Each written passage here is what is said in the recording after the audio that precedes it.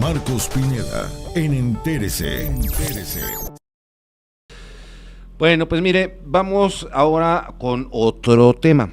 Quiero agradecerle mucho también que se encuentre con nosotros en el estudio a Lucero Benítez Villaseñor. Usted ya la ubica, es una abogada con una gran trayectoria en el estado de Morelos. Ha ocupado una muy buena cantidad, ¿no? Ya mucho tiempo también dedicada al servicio público, incluso en puestos tan importantes como en la Comisión de Derechos Humanos. Fue presidenta de la Comisión de Derechos Humanos, también fue la titular de Derechos Humanos en el gobierno del estado.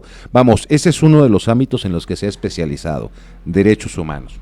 Y precisamente por esa experiencia, esos conocimientos, es que la invitamos el día de hoy para que nos acompañe y tratemos asuntos pues, de relevancia para nuestra sociedad. Pero primero déjeme saludarle a Lucero, qué gusto en saludarte, ¿cómo estás? No, al contrario, Marcos, ya te la debía y la verdad agradezco mucho este espacio, agradezco mucho que me puedan sumar a poder comentar temas que son de relevancia o de interés de la ciudadanía.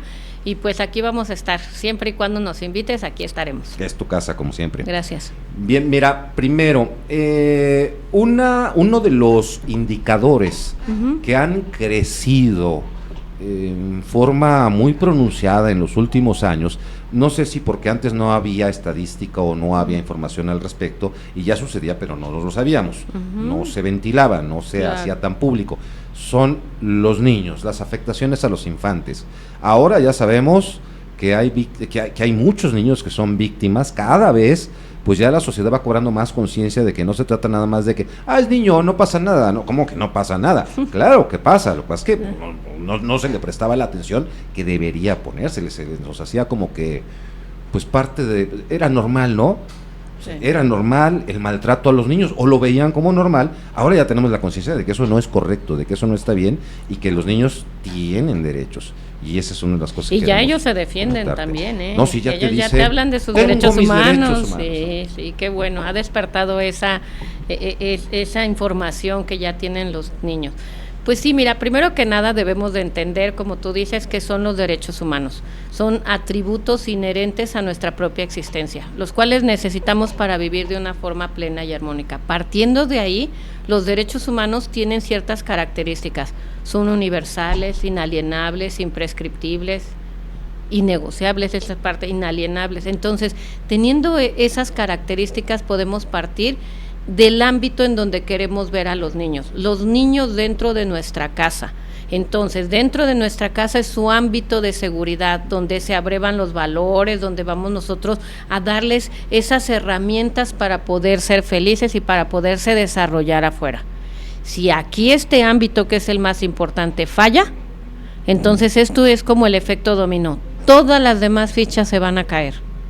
No vamos a tener niños seguros, niños sin ansiedad, niños sin estrés, niños que deserten de la escuela, niños que no se sientan confiables en un deporte, porque todo lo que está fallando es su familia. Entonces la familia es el vínculo más importante de los niños, niñas y adolescentes. Ya con la reforma constitucional de los derechos humanos se habla del interés superior del niño. El interés superior del niño no es más que darle todo ese reconocimiento para que él pueda tener todas esas prerrogativas que la Constitución marca. De hecho, en la Constitución primero y en todas las demás leyes ya se establece que para emitir un juicio, para llegar a una resolución, debe tomarse, cuando se trata de infantes, como principal objetivo el cuidado, la protección del interés superior de la niñez. Claro, todo lo que le sea favorable.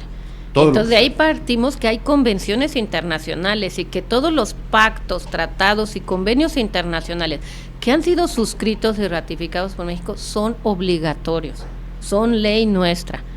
Entonces, cuando hablamos de ese ámbito de la familia, tenemos que ubicar a los padres en el contexto de que no se vuelva una cuota de poder un niño, que cuando se separen los papás, separen también que ese niño tiene los mismos derechos y los papás tienen las obligaciones de proveer eso, porque desafortunadamente ese es un conflicto que vivimos mucho. Yo estuve como directora de la Instancia Municipal de Protección de Niñas, Niños y Adolescentes, y los convenios son primero eso, hacerle entender a los padres que los niños no pueden ser sujetos de alienación parental, de que se hable mal de uno, de otro, de una guerra interminable entre los padres que ponga en riesgo esos derechos que tienen esos menores, de decir el padre, mejor me salgo de trabajar que darte una pensión. Es más, hay padres que han dicho, mejor que me metan a la cárcel, yo sé que la omisión de cuidados es un delito, pues que me metan a la cárcel, pero no te voy a dar ningún peso para que tú no manejes ese dinero. Y las mujeres también, las mujeres sienten que, no, bueno, es que si él trabaja, él es el que tiene que mantener, y no que sean partes iguales. A veces las mujeres tienen una mejor situación laboral, un mejor trabajo, y no ven esa cuestión de que debe de ser también equitativa para poder sustentar los alimentos de la escuela y todo de un niño, de un menor. Entonces, sí se vuelve una cuota de poder. Siempre les decimos, el DIF debe de ser la instancia conciliatoria. Si ellos no pueden llegar a acuerdos, entonces entra la mediación, donde ya realmente una autoridad les necesita decir cuáles son los derechos y las obligaciones de cada uno. Y si no aceptan la mediación, entonces viene el arbitraje, donde ya un juez les va a decir, a ver, esto te toca a ti, te vamos a descontar en nómina, esto te toca, y ya no va a haber esa opción de que ellos se pongan de acuerdo. Entonces, lo que ayuda el sistema DIF es a hacer comparecencias voluntarias en donde se les explique los derechos de cada uno, sus obligaciones, y eso represente un beneficio de los niños. Uh-huh. Sí, y bueno, también en esto, la parte de tan falta de la cultura machista, ¿no? Que sienten, que porque son hombres, pues pueden hacer lo que se les dé la gana, ¿no? O que se hacen las cosas cuando ellos quieren y como ellos quieren, y no se trata de eso, se trata de que hay derechos que tienen que ser respetados de los niños, no es si al papá o a la mamá, porque también hay casos, ¿no? Que porque por sus calzones, pues las cosas tienen que hacer, no, las cosas son que los niños tienen derechos y se tienen que cumplir. Y otra, luego las mujeres, estos casos también, en donde hay que hacer conciencia para que vean que esos derechos no es de que si quieres o no quieres, no, es que eso es lo correcto, es lo que se debe hacer, claro. No porque, es que me voy a meter en broncas y se va a enojar el fulano y después nos va, vamos a caer en el juego esto del machismo y del no proceder como se debe legalmente, pues hace que queden al aire sin cumplirse afectaciones para los menores, ¿no? Sí. Y de ahí viene el segundo problema. Esos chicos que tienen problemas en su casa, trasciende a su escuela. Son chicos problemas en las escuelas.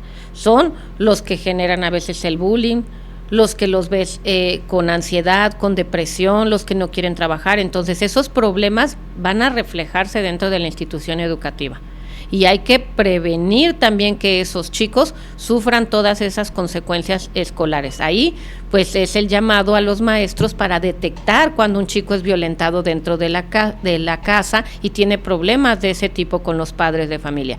Y te voy a explicar algo. Nosotros, dentro del sistema DIF, cuando yo estuve trabajando como procuradora del DIF, vamos en coordinación con el TUJA, con el Tribunal Unitario para Adolescentes. Ahorita que en tu semblanza estabas redactando ese tema tan importante de lo que se hace con Adriana Pineda. Los casos que hay de acoso y de ciberacoso. Eso, acoso y ciberacoso. Pues va el juez y hace reuniones con los alumnos para poderles informar la gravedad de que te obliguen a vender drogas dentro de la escuela, de que tú metas armas, de que tengas artefactos que pueden poner en riesgo a los alumnos y todo, y las consecuencias ya jurídicas que se tiene en cometer estos delitos. Y que ya hay, pues, el Centro de Ejecución de Medidas para Adolescentes, ahí vas a estar privado de tu libertad si tú cometes esos delitos. Entonces también se hace un trabajo institucional muy bueno con Fiscalía, con los albergues, también para poder poner a los menores y salvarlos de situaciones graves, y después hacer la restitución con la familia cuando ya los menores pues están en condiciones más aptas para estar con sus progenitores. Porque, por ejemplo, teníamos el caso de un taxista. Él era muy buena persona, pero todo el día trabajaba y el niño se la vivía solo, lo amarraban dentro de su casa, no le daba de comer hasta que llegaba, y él sí lo quería, pero no podía dejarlo libre porque entonces buscaba malas compañías, ya se andaba drogando, entonces se tuvo que meter a un albergue. y no porque el papá fuera mal padre, sino porque él estaba más seguro y su vida corría menos peligro dentro de ese lugar. Y cuando él ya tuviera mejores condiciones, se hace la restitución a ese padre. Entonces hay muchas cosas que la sociedad debe enterarse, para qué les servimos las instituciones, cómo podemos actuar, que no piensen, no, se hacen investigaciones, se trabajo social para ir a los domicilios y verificar, se trabaja el área de psicología infantil y se trabaja el área jurídica para poder tener a los menores en mejores condiciones. A mí me brinca ahora una pregunta, ¿no? Así Sí. de pronto, si un menor, digamos, hay algún menor que nos está escuchando y que es víctima de algún tipo de violencia y en estos momentos se esté dando cuenta de que está en peligro, de que están violando sus derechos, de que no lo están respetando, de que está siendo agredido, pero pues voltea a ver a su entorno y dice, pues estos con los que vivo son los que me agreden. Claro. ¿Qué es lo que puede hacer? Fíjate, ese menor que nos está escuchando, lo primero es que siempre alrededor de él hay autoridades, tiene que identificar quién es él, y una de las autoridades son las escolares. Él puede de mano ir con su maestro, con un director, con alguien de la escuela que tenga confianza, porque a veces los maestros y los directores nos hablan al DIF. Ellos son los que nos vinculan con los niños y nos hacen ya partícipes de sus problemáticas para que nosotros podamos acudir a su escuela, platicar en una forma privada y que nos tenga confianza para poder investigar qué es lo que está pasando en su entorno, en su casa, en su domicilio, si la mamá está con una pareja que no es su papá y abusa sexualmente de él o comete abusos en golpes, en agresiones físicas, se puede denunciar. También se puede acudir o llamar directamente a una comisión de derechos humanos, y la comisión de derechos humanos inmediatamente también va a buscar al DIF y va a buscar que institucionalmente se proteja a ese menor. Entonces, que no se sientan solos. Realmente aquí los niños y adolescentes ya manejan perfectamente un teléfono, pueden bajar una aplicación. Un domicilio, un sí. teléfono de la comisión, de todo eso está en redes sociales. Entonces yo siento que deben voltear a su alrededor, decir, tengo confianza en decírselo a la psicóloga de mi escuela, al maestro, he visto un DIF y puedo acudir yo, y no necesita representación de ningún adulto. A veces los jóvenes llegaban solos buscando ayuda, se salían de la escuela y iban al DIF y decían, no, pues es que estoy embarazada, soy adolescente, tengo miedo de decírselo a mis papás, tengo miedo de represalias, tengo miedo de que me quiten a mi bebé, me han amenazado con quitármelo. Todo eso es la parte que nos toca a nosotros apoyar para que no existan esos abusos y los menores sepan cuáles son sus derechos. Bien, bueno, pues me da muchísimo gusto que hayas tenido estos minutos para conversar con nuestra audiencia. Hay muchos otros temas en los cuales tú eres especialista, los has trabajado, los has vivido. Sí, y además sí. esto es muy importante. No solo es la parte de conocerlos ahí en los libros, no. las investigaciones, ¿no? Sino haber trabajado poderlos en estos asesorar. ámbitos, ¿no? Pues mira, muchas gracias por el espacio. Me gustaría después hablar temas, por ejemplo, a los menores que ya manejan, conducen y los detienen en el alcoholímetro, cómo se siguen esos protocolos para defenderse, y pueden haber muchos temas. La cuestión está que pues pueda haber los espacios para que nosotros platiquemos de los temas que más les gusten, y muchas gracias de verdad por permitirme estar aquí. Vamos a programarlos con todo gusto, Claro te que seguiremos invitando. Muchas gracias. Armamos ahí una agenda de temas relevantes para la sociedad, para los jóvenes, adolescentes, para los jóvenes, niños y adolescentes, y pues agradecemos mucho que te hagas estos tiempos para poder visitarnos. No, al contrario, Marcos, muchas gracias. Conozco a Marcos, sé que es un excelente catedrático de la universidad, muy buen periodista, un locutor excelente, le digo que tiene la mejor voz del periodismo y realmente su trabajo es muy connotable y muy importante, y te felicito, muchas gracias. Bien, pues fue Lucero Benítez Villaseñor, hoy nos habló de estos muy importantes temas, ¿no? Los derechos humanos de niñas, niños y adolescentes.